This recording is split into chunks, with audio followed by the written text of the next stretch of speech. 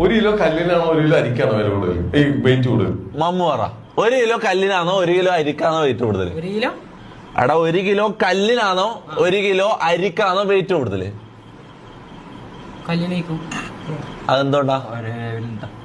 കല്ലല്ല, കുറച്ച് വെയിറ്റ് കൂടുതലുണ്ടാവും.